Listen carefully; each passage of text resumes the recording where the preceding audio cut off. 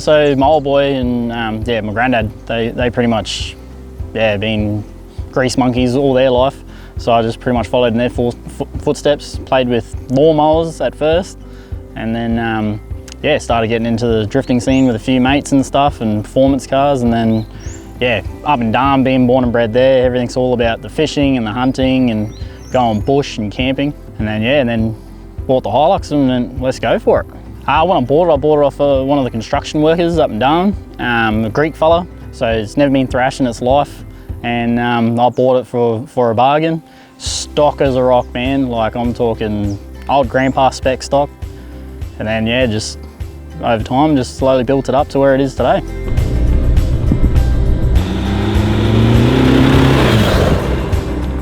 When the car was silver, I thought it would be a pretty cool idea to mix it up and make it look cool. So everyone used to call it a monster truck. So I couldn't really make it a monster truck, so I thought, oh, I'll make it a Tonka truck. So I painted it bright yellow, so Suzuki Swift Canary yellow. And yeah, went from there, put some stickers on it, tonked it up, got the truck number plates, don't know how I fluked that. And that's it, just rolled from there. So when it was the Tonka truck, it had the big lift and 35s and stuff. I actually blew the original motor up in it, and so put the big boy motor in it now and put the auto behind it, and then just went bugger it, let's just go balls to the walls, put an alloy tray on it and 79 series bonnet and all that stuff, and that's where it is today. I never had the Rhino bar on it when it was Tonka and stuff. It had just a standard Hilux plastic bumper on it, and just big flares really, and just stick it up. And it had a well body on it with a fiberglass canopy, and then just using that camping just wasn't practical, so upgraded to the alloy.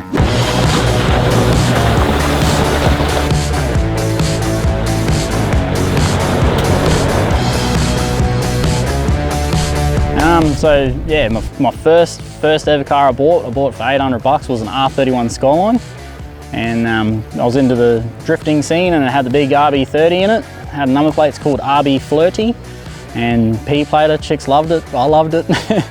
And then went from there and bought FC Mazda RX-7 with a 13B.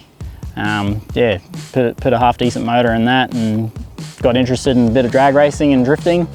And yeah, then I bought a 33 Skyline, put a half decent motor in that, and went out and just did some skids and a few drag races here and there, and then bought another FC RX-7 and dedicated that to just pure track car.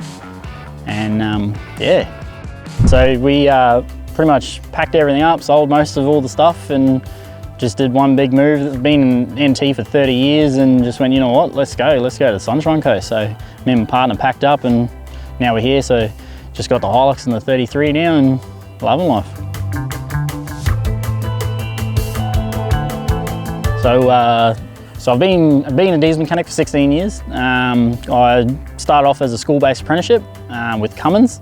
Did 5 years with them. Before, when I started, 8 years prior to that, they never had an apprentice. Just got the diesel bug and just wanted to work on the trucks and stuff. And then, yeah, now I'm just playing with trucks. And here we got the 450, woo! Is it worth talking about anything that... Straight in, woo! Can I get an interview? That is a little bike.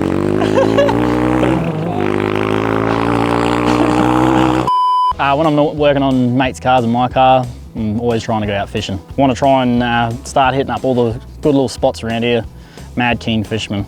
Yep. And then just tinkering on cars, like when the mates need a hand work on cars and stuff, I love doing that. It's just cool when you're building something, you know, it's just fun. So the reason why I upgraded the motor is my gearbox actually let go, so I laboured at home, and by the time I got home, going from first to fifth, it was just laboured it too much, and just the compression, like it was just pushing oil pretty much out of my catch can. And then, oh no, what happened here? And then we pulled it apart and cracked, I think it was number three piston, typical thing for the Hiluxes. And then yeah, just had the motor built from there from a guy up in Darn, Howard Munt. Freaking nailed it with the motor. Yeah, it was a beast. So much fun. Yeah, the next thing we're doing, me and my partner, we're upgrading the rooftop tent. And yeah, we got a few plans to do Cape York. We want to do that obviously, like everyone. And yeah, just travel on the East Coast and just check out the beaches. It's an overlander, so we're not out trying to hill climb and stuff, but we've built it so we can go and get out to some mad spots and just keep venturing, just checking out the place. If you want to check out full details, watch part 2, full walk around of the big rig and get all up close and personal with everything. Subscribe, check in and check it out.